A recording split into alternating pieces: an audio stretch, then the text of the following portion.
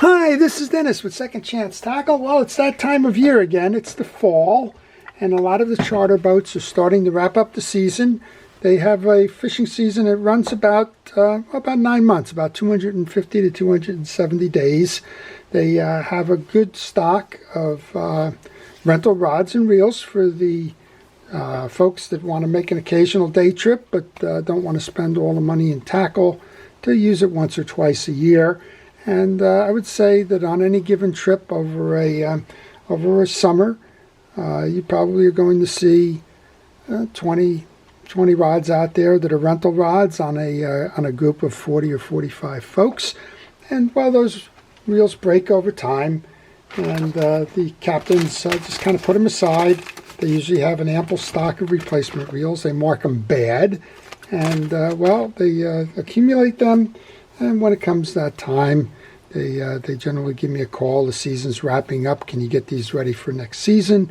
No rush, but if you could take care of them, please do so. And so I got 2 buckets of reels in. One is off camera. We'll go and dip into that in a moment. But a lot of folks will ask me, is the reel problem something that is the problem of poor design and it's just a common failure with it? Or is it just kind of a funky little thing that's happened from time to time? And how do you tell? Would you learn all this stuff and so on? Well, most of the time, quite honestly, it's just experience. The more of these that you do, the more of these you see. You kind of put it into your collective database of knowledge and say, yeah, okay, I've seen this one happen a lot. I'm going to call that one a common failure. Haven't seen this one too much. That's kind of a fluke kind of thing. And we go from there. Well, I'm going to take you through a couple of these. We're not going to go through all of them. I probably have about 20, 25, 30 reels here. Probably 30 reels, I'm guessing. And we'll just kind of point up some of those. And this is going to be a good lesson for you in terms of buying a used reel. If you're looking in a flea market, if you're looking online, maybe you've contacted somebody through Facebook Marketplace, Craigslist, any of those that are kind of places where they sell used equipment. You want to do a couple of tests. It'll give you an early indication of how strong the reel is or if the reel needs some repair. Well, before I do that, I want to encourage everybody to subscribe to my channel. If you like the art of reel repair, if you like understanding reels, if you just like the mechanics of them, or if you just kind of want to watch along with me as I do the repairs on reels, kind of looking over my shoulder to see how it's done, the best way to do that is to subscribe. I work on all kinds of fishing reels. I work on everything from 100-year-old antique reels like this one to modern-day reels, everything in between. I am based in New Jersey, off the not too far from the ocean, so I do get to work on a lot of ocean reels. But I see everything. I see freshwater and saltwater and lake and pond reels. Basically, if it's made, I kind of work on them, and you'll get to learn a lot about those reels if you watch my channel. So again, please subscribe. If you do subscribe, please hit the notification button. Well, let's take a look at them. They're almost all Penn reels. That's the first question. Why are they almost all Penn reels? Well, they're very dependable, and the design did not change over the lifetime of the reel. Most of these are Long Beach reels or derivatives of the Long Beach reel. By that I mean that you can see the Delmars, which are the 285s, the Seaboys, which are the 85s, the Long Beach 60 and 65. Those were the most common. The design and engineering pretty much did not change from the late 1930s right up through 1999 when they were discontinued. Well, most of these then say they're 20 years old because most of these have been discontinued in 1999. Well, let's just take a look at some of the things that happen with these reels. We'll try and kind of give you a blow-by-blow in terms of what needs to be done. You'll get to learn a little bit about that. So let's just start with, a couple that have spilled out of the bucket here. This is a Long Beach 60. First thing you want to do is you want to grab a reel and make sure it turns. Take it into free spool. Make sure you have a free spool. When you put it into gear, make sure you have a gear. And then test, well, there you go. This is what I'll call a common overuse failure. We do not have an anti-reverse dog. That dog is set on a gear sleeve that's got a ratchet on it. That ratchet and the gear sleeve hammer each other every time it goes around. This is the points on that ratchet that I'm talking about. You have a dog that sits in there, hammers it every time. And so it's going to turn this way. It's going to bang the dog, bang, bang, bang.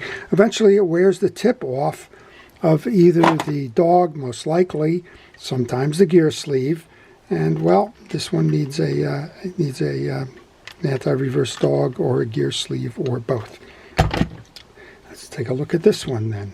Okay, another common issue here. These are on, we call them party boats or charter boats or head boats. They go by a variety of names. They basically can take probably upwards of 60 or 80 customers. They're generally about 100 foot long and do a lot of drift fishing. The vibration on the engines on that boat shakes screws loose. Well, that's what's happened here. You've lost the screws in this reel. Again, we'll do that test. Well, we've lost more than the screws because this reel is, well, here you go. So, common failure or not, this has got the plastic spools on them, and this spool is fractured.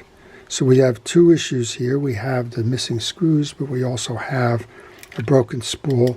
There's no way to repair that broken spool. It needs to be replaced.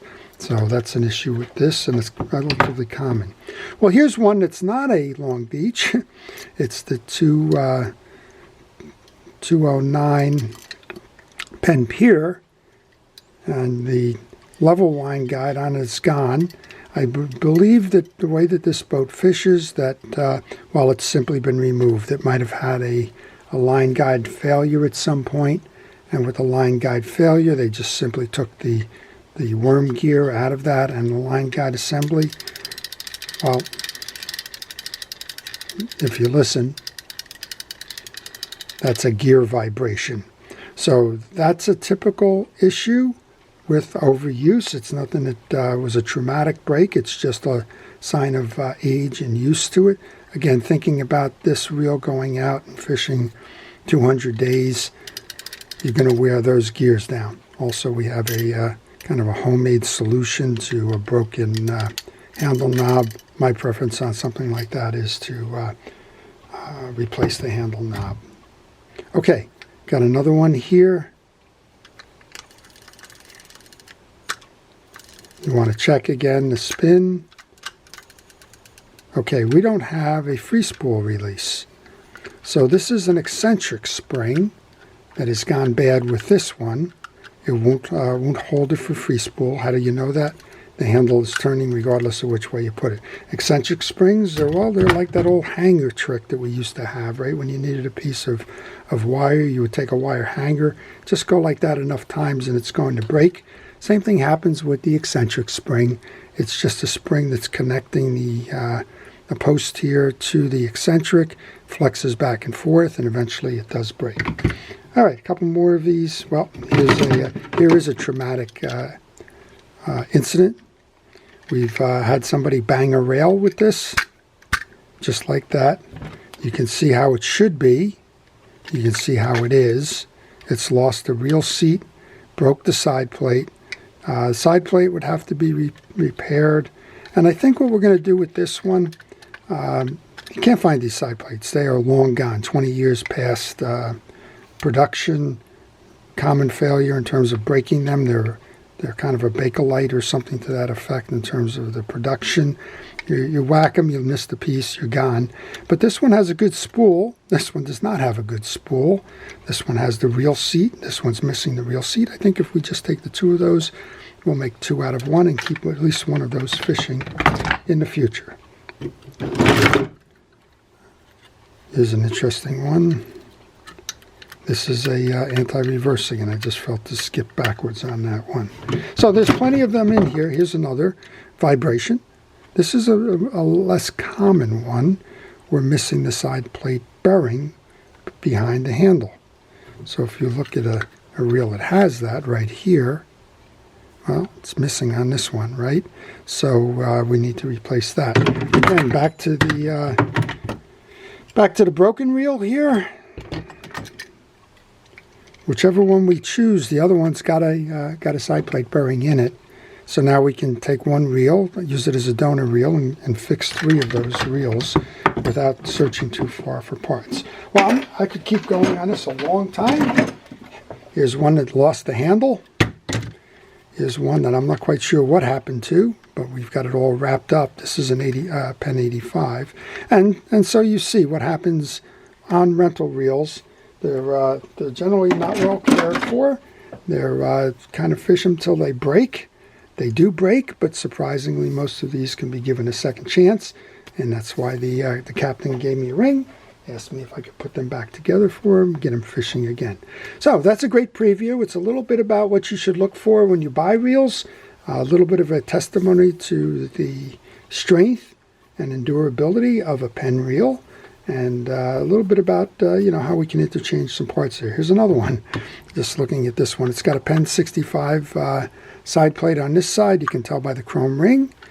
This one is the one, I guess, that's missing the bearing, unless that's the second one. It's got an 85 on that side, so you've got mismatched side plates, but that's okay. The reel continues to work, other than it's missing that piece. All right, so I hope you've enjoyed that. That's a little bit of what I do in my spare time. I go fix the reels for the party or head boats or charter boats, whatever you want to refer to them as, in addition to fixing the reels that come into my shop. So I hope you've enjoyed that. Again, please subscribe. If you have any questions about this or any reels, please leave them in the comments section. Your comments are always appreciated. If you have some thoughts about the reels that are shown here, well, leave them as well. So to everybody who's a first responder, essential personnel, thank you for everything it is that you do. To everyone, please stay safe, stay well, and stay watching. This is Dennis with Second Chance Tackle. Have a great day.